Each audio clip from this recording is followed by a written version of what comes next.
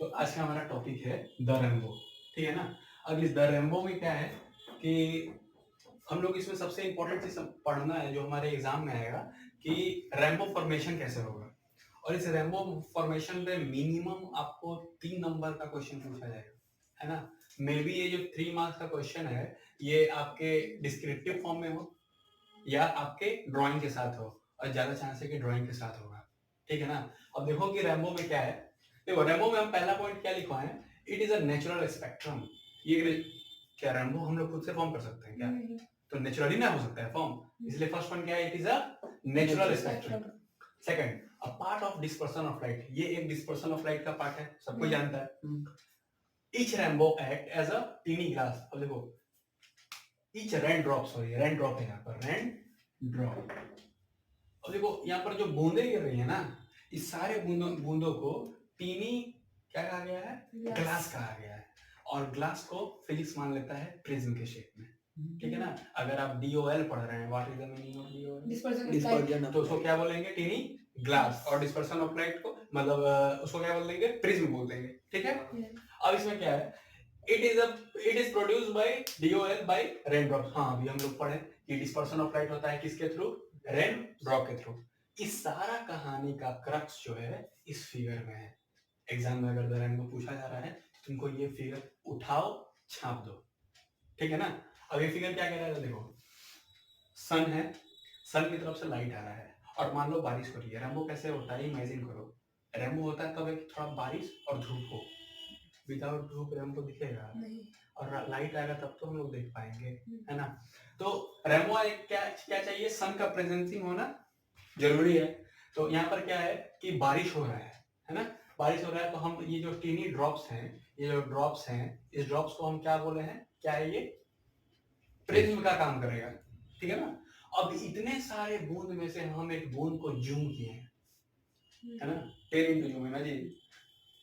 तो इस बूंद को हम क्या किए हैं, जूम कर दिए हैं। अब इसमें क्या होगा, देखो ध्यान समझना, ठीक है। व्हाइट लाइट सन से आया, ठीक आया, सबसे पहले इस पॉइंट पर बूंद के इस पार्ट पर टकराया, ठीक है ना। मान लीजिए इसका पार्ट ए हो गया ये, है ना। तो ए पॉइंट पे टकराया, यहां पर जैसे टकराया तो जैसे टकराया यहाँ पर एक मीडियम बन गया, है ना। ये कौन सा मीडियम है, एयर। एयर, ये कौन सा मीडियम है, डेंसर, गहरा हो गया ना। तो ये इसके कंपैरिजन में डेंसर मीडियम हो गया। तो यहाँ पर कौन सा आएगा, रिफ्लेक्शन आएगा कि रिफ्रैक्शन आएगा, रिफ्रैक्शन आएगा। तो रिफ्रैक्शन आ गया, दिख रहा है ना रिफ्रैक्शन। अब इस रिफ्रैक्शन में क्या होता है, क्योंकि रिफ्रैक्शन टॉपिक DOL से शुरू हुआ है, तो बस यहाँ पर हो जाएगा डिस्पर्सन ऑफ लाइट। अब डिस्पर्सन ऑफ लाइट से हम लोग क्या सीखे हैं कि स्प्लिट इनटू 7 कलर्स, है ना। देखो अंदर एक लाइट स्प्लिट किया 7 कलर में।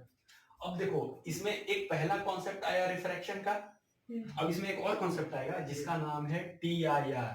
ये सबसे इंपॉर्टेंट चीज है, TIR। What is the meaning of TIR? Meaning of TIR is total internal reflection, है ना। ये बूंद के अंदर ना, ये किसी भी चीज को पूरा ऐसे राउंड करवा देता है। ये चीज डायमंड के भी साथ होता है। डायमंड जो होता है, डायमंड क्या करता है कि उसके अंदर जब तुम लाइट ऑन करोगे ना, तो वो जब लाइट उसके अंदर जाएगा, व्हाइट लाइट उसके अंदर जाके पूरा उसको टोटल इंटरनल रिफ्लेक्शन करवाएगा। उसके बाद उसमें से लाइट बाहर आएगा, ठीक है ना। तो डायमंड हम चमकते हुए दिखता है। डायमंड का एक और प्रॉपर्टी है कि लाइट को थोड़ा एब्जॉर्ब करता है, क्योंकि कार्बन है ना, कार्बन एब्जॉर्बिंग पावर का बहुत ज्यादा होता है, इसलिए काला हो जाएगा, समझ रहे हो। अब यहाँ पर देखो क्या है कि TIR की वजह से ये लाइट आया, इसमें कोलाइड हुआ इसके अंदर। और जब ये TIR का है कि TIR को जो चीज तुम दोगे, TIR वही चीज बाहर निकालता है। यही है TIR का कॉन्सेप्ट। TIR को दिया गया, ये 7 कलर TIR को दिया गया ना। 7 कलर आने का रीजन क्या था, पहला कॉन्सेप्ट था रिफ्रैक्शन, उसके बाद डिस्पर्सन हुआ तो ये 7 कलर आया, और यहाँ पे क्या फॉर्मेशन होने लगा, TIR का। अब TIR को हम 7 कलर दिए, और TIR क्या करेगा, सातों कलर को बाहर धक्का मार के निकलेगा। और जैसे ही ये बूंद से सातों कलर बाहर निकलता है तो हमारे आंख पे पड़ता है। सोचो ये एक बूंद का कहानी है, बारिश में कितने बूंद गिरते हैं तब जाकर के एक रेनबो। ओके, क्लियर है?